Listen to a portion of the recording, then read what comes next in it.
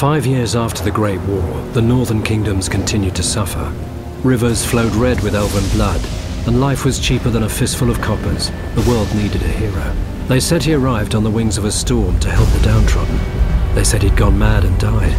They called him the Sword of Destiny. They said he returned, for only evil can vanquish evil.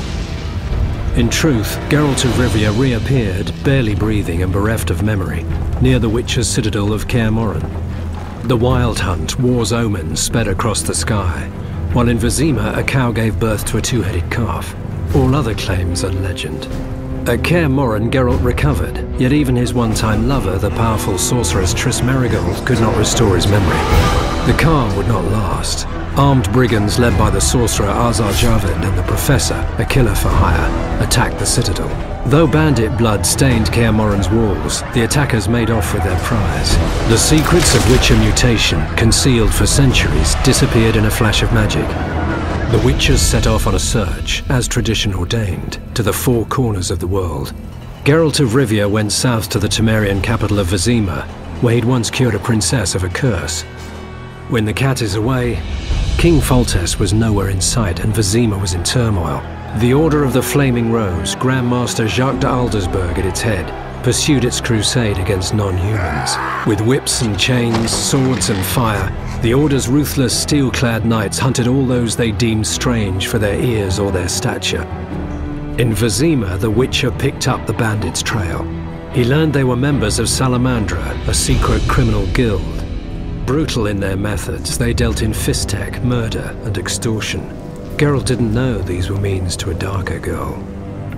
As the Witcher hunted Salamandra, he was drawn into the conflict between the Scoia'tael rebels and the Order of the Flaming Rose. The two sides finally clashed in the swamp near Vizima. Knights of the Order and Scoia'tael fought a bloody battle, while Geralt faced Azar Javed and the Professor. The mage felled Geralt with powerful spells, leaving him as fodder for swamp monsters. Triss saved the Witcher's life. He recovered under her nurturing hand. She introduced him to powerful politicians and influential merchant guildsmen. The mood in the city was tense. Confined to ghettos, non-humans spoke openly of mutiny. There was no sign of the king. Geralt found allies for his struggle against Salamandra. The Witcher resumed his hunt. He destroyed Salamandra's secret fistech factories and killed the Professor. The Witcher found Azar Javed's hideout. This time Geralt was prepared, and no spells the renegade mage threw at him could stop his sword. Yet the stolen Witcher's secrets were in the hands of another, Jacques de Aldersberg, Grand Master of the Order. Provoked by the Knights, non-humans rebelled. De Aldersberg responded, releasing his greater brothers, the horrific result of his experiments with the Witcher's mutagens. Vizima was in flames and dying. Enter Foltest and his army. The king summoned the Witcher and demanded the head of the Grand Master, a monster in human form and a usurper. The Witcher set out in search of Jacques de Aldersberg and the stolen Witcher's secrets. The Grand Master plunged Geralt into his vision of the future, where the wolf's blizzard would destroy the world and kill all, no matter their race or abilities. De Aldersberg wished to create superhumans, ensuring the survival of the human race. It was a vision Geralt rejected. He drove his sword through the Grand Master's heart and did well. For the vision was naught but a madman's nightmare. They say the King of the Wild Hunt appeared to claim de Aldersberg's soul. They say the Grand Master was an evil man, for the Wild Hunt comes only for the filthiest and most vile.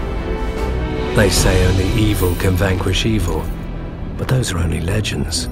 In truth, Geralt recovered the Witcher's secrets, and Vizima proclaimed him a hero. Yet life is no fairy tale.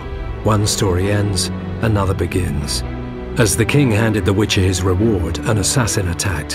His cat-like eyes and medallion were unmistakable, but that is another story.